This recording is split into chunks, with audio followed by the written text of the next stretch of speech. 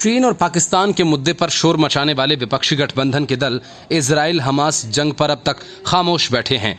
इनमें से सिर्फ कांग्रेस ने प्रस्ताव पारित कर हमास का समर्थन किया, लेकिन अरविंद केजरीवाल से लेकर शरद पवार और उद्धव ठाकरे से लेकर अखिलेश यादव तक चुप्पी साधे बैठे हैं।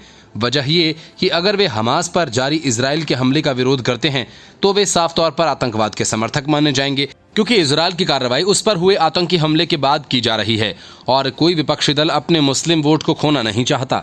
यहाँ तक कि कम्युनिस्ट पार्टियां भी मौन हैं।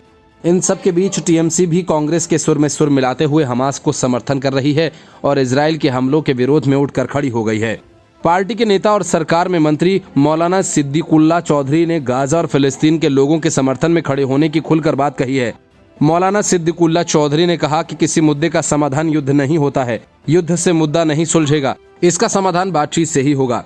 उन्होंने कहा कि हम गाजा के साथ खड़े हैं, हम फिलिस्तीन के साथ खड़े हैं, उन्हें जो भी जरूरत होगी, खून या सामग्री, हम उसका इंतजाम करेंगे, हम उनको सब कुछ देंगे। मौलाना सिद्दीकुल्ला चौधरी पश्चिम बंगाल की तृणमूल कांग्रेस सरकार में जन शिक्षा विस्तार और पुस्तकालय सेवाएं विभाग के मंत्री भी हैं। सिद्दीकुल्ला चौधरी ने कहा कि फिलिस्तीन की जमीन जायदाद को छीना जा रहा है, उन पर जुल्म किया जा रहा है। उन्होंने कहा, हम गाजा और फिलिस्तीन के साथ किए जा रहे हर अन्याय के खिलाफ खड़े हैं।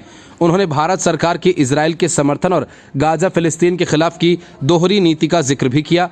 उन्होंने ये भी कहा कि प्रधानमंत्री नरेंद्र मोदी ने इजराइल की तारीफ की है जबकि फिलिस्तीन की मुखालफत की है, इसलिए नीति एक ही होनी चाहिए।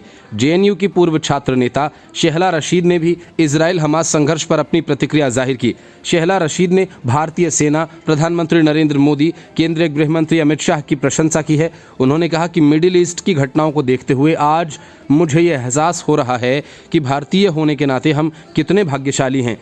7 अक्टूबर को हमास ने इजराइल पर 5000 से ज्यादा रॉकेट दागकर हमला कर दिया था। इसकी जवाबी कार्रवाई में इजराइल ने भी गाजा पर ताबड़तोड़ हमले किए। इन हमलों में गाजा में अब तक करीब 2800 लोगों के मारे जाने की सूचना है। Bureau report, news of India.